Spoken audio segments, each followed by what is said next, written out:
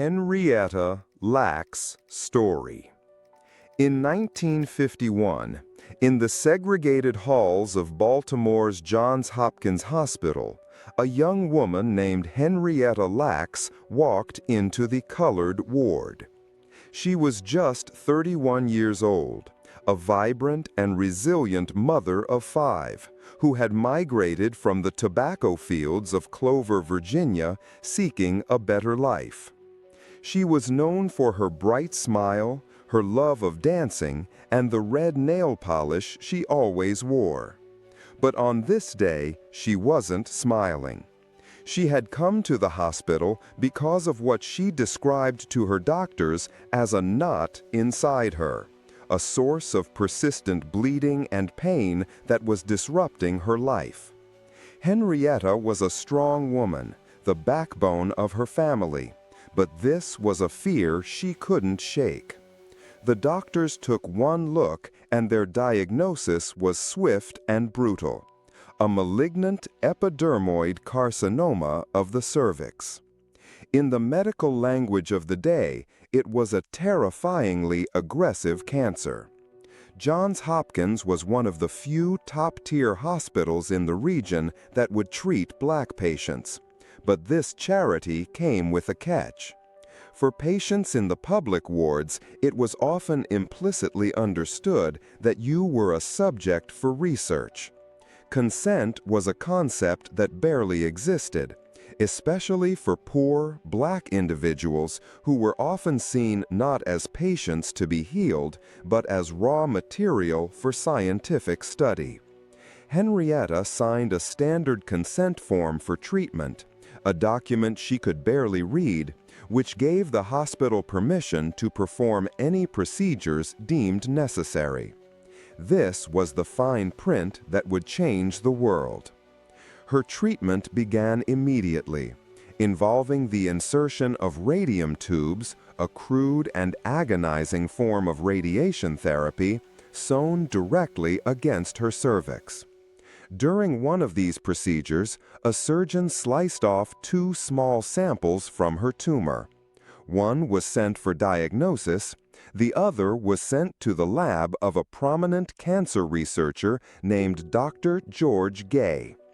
Dr. Gay had a singular obsession: to grow the first immortal human cell line. For decades, scientists had been trying to keep human cells alive in a petri dish, but failure was the only constant. The cells would divide a few times, and then, inevitably, they would die. This was a massive roadblock for medical research.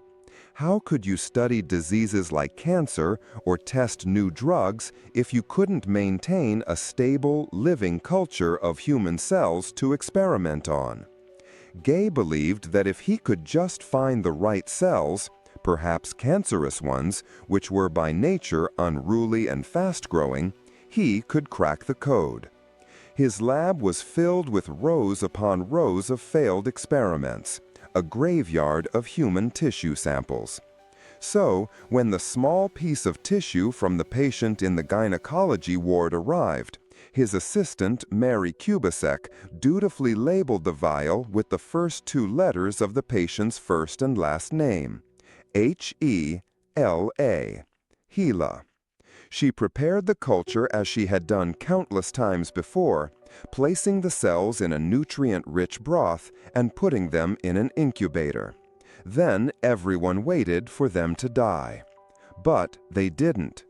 Instead, something miraculous, something unprecedented happened. The HeLa cells began to grow with a ferocity no one had ever seen. They doubled their numbers every 24 hours, a pulsing, thriving colony of life. They were robust, seemingly unstoppable. While other cells were fragile and finicky, HeLa cells were workhorses. They could be frozen for decades, shipped through the mail in unrefrigerated containers, and still come back to life, ready to divide again. Dr. Gay and his team knew they had something revolutionary on their hands. They had found their immortal cell line. They were on the cusp of a new era in medicine. But as her cells flourished in a laboratory she would never see, Henrietta Lacks was dying. The radium treatments, the standard of care at the time, were a form of medieval torture. They burned her from the inside out, leaving her in constant, excruciating pain. The cancer, which had seemed localized at first, had metastasized with shocking speed, spreading throughout her entire body. Tumors grew on her kidneys, her bladder, her lungs. Her body, once so full of life and energy, was being consumed. Her family watched, helpless, as she withered away. On October 4, 1951, just 8 months after her diagnosis, Henrietta Lacks died in agony. Her official cause of death was uremic poisoning, a result of her kidneys failing under the assault of the tumors. She was buried in an unmarked grave in Clover, Virginia, her short, difficult life seemingly over. Her family mourned a wife and a mother, completely unaware that a fundamental part of her was not only still alive, but was about to achieve a level of fame and influence that would eclipse presidents and kings. Henrietta was gone, but HeLa was just getting started. HeLa cells, impact, and profit. While Henrietta's body was laid to rest in an unmarked grave, her cells were embarking on an extraordinary journey. Dr. George Gay, realizing he had a biological gold mine, began sharing HeLa cells freely with colleagues and researchers around the world. He wasn't trying to profit. In the spirit of the time, he was a scientist dedicated to advancing human knowledge. Vials of Henrietta's living tissue were shipped from Baltimore, becoming the first ever mass-produced human cell line. They were the biological equivalent of the Model T Ford, a standardized, reliable tool that suddenly made complex research accessible to thousands of labs. And the first world-changing breakthrough came almost immediately. In the early 1950s, the world was gripped by fear of polio, a devastating disease that paralyzed and killed thousands of children each year. Dr. Jonas Salk had developed a promising vaccine, but he faced a monumental obstacle. He needed a way to test it on a massive scale. He needed to grow huge quantities of the polio virus, and for that, he needed human cells. HeLa cells were the answer. They were uniquely susceptible to the polio virus, and they could be grown in industrial quantities. A cell production factory was established at the Tuskegee Institute, a place forever stained by the infamous syphilis study on black men, to churn out trillions of HeLa cells every week. These cells were used to confirm Salk's vaccine was effective, paving the way for its distribution and the near eradication of a global scourge. Henrietta Lacks, a woman who couldn't afford proper health care, had posthumously helped save millions of lives. This single achievement would have been enough to cement her legacy, but it was only the beginning. HeLa cells became the bedrock of modern virology, used to study and develop treatments for measles, mumps, HIV/AIDS, Ebola, and the human papillomavirus, the very virus that caused the cancer that killed Henrietta in the first place. The impact didn't stop there. For decades, scientists believed humans had 48 chromosomes. It was a fundamental error in biology. In 1953, a lab accident caused HeLa cells to swell up, spreading their chromosomes out perfectly for viewing. For the first time, scientists were able to count them correctly, 46. This discovery revolutionized the field of genetics.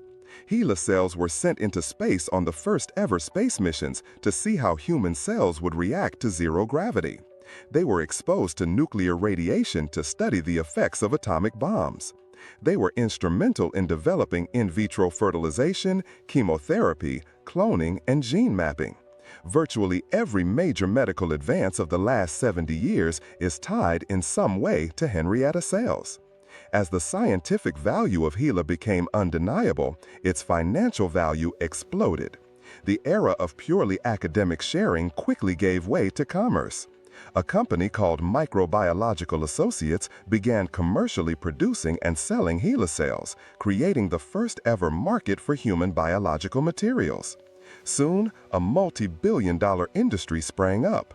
Pharmaceutical giants like Pfizer, Merck, and GlaxoSmithKline used HeLa cells to test the toxicity and efficacy of new drugs. Biotech companies patented genes discovered using HeLa cells.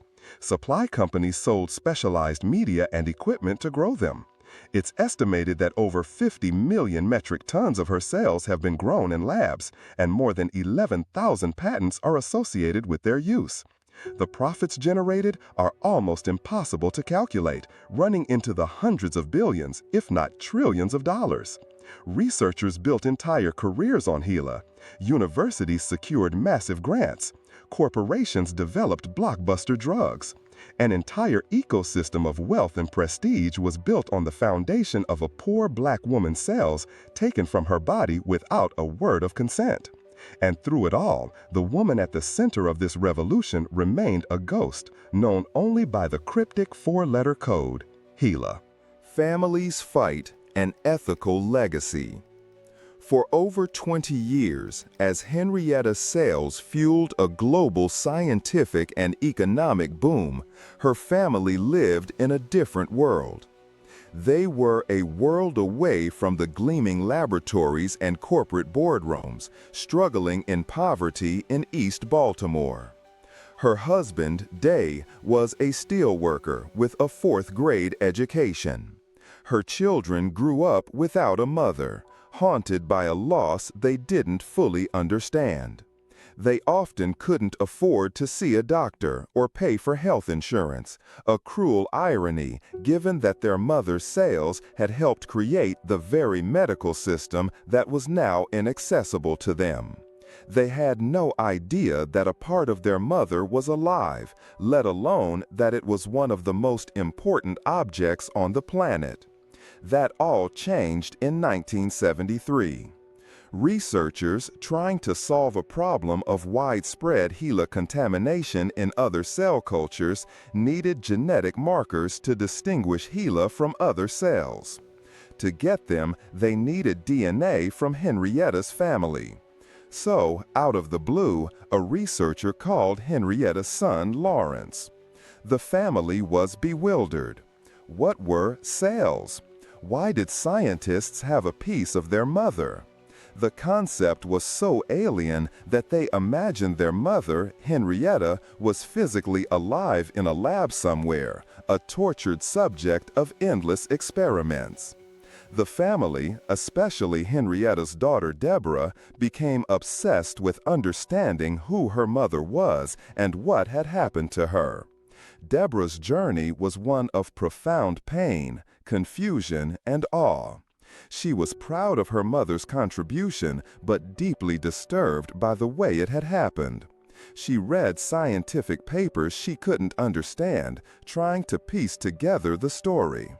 She was horrified to learn that intimate details of her mother's medical history had been published for the world to see, all without a shred of consent. The family never received a single penny of the billions generated. They weren't asking for a fortune. At times, they just wanted enough to pay for a headstone for Henrietta's unmarked grave. The ethical nightmare reached a new peak in 2013. Scientists in Germany sequenced the entire HeLa genome and, following standard scientific practice at the time, published it online for anyone to access. This was a catastrophic violation of the Lacks family's privacy. A person's genome is the most intimate blueprint of their existence. It can reveal predispositions to diseases like Alzheimer's or cancer, information not just about Henrietta, but about all of her living descendants. The family was outraged. This time, their story had gained enough public traction, thanks largely to Rebecca Skloot's best-selling book, The Immortal Life of Henrietta Lacks, that the scientific community had to listen. In a landmark decision, the National Institutes of Health reached an agreement with the Lacks family. They didn't get compensation, but they did get a measure of control. Two family members would sit on a committee that reviews applications from researchers who want to use the HeLa genome data. It was a monumental step forward for patient rights, the first time a donor's family was given a say in how their relative's genetic material was used. The fight, however, is far from over. In 2021, the Lacks estate filed a lawsuit against the biotech giant Thermo Fisher Scientific, accusing the company of unjust enrichment for profiting from the non-consensual use of Henrietta's cells. The lawsuit argues that while others may have been ignorant of the cell's origins in the 1950s, modern companies know exactly where HeLa cells came from and continue to commercialize them without compensating the family. This legal battle represents the next frontier in bioethics. Henrietta's story forced a global reckoning with the concepts of informed consent, bodily autonomy, and racial justice in medical research. It led to the creation of new federal laws like the Common Rule, which requires informed consent from all subjects in federally funded research. But questions remain.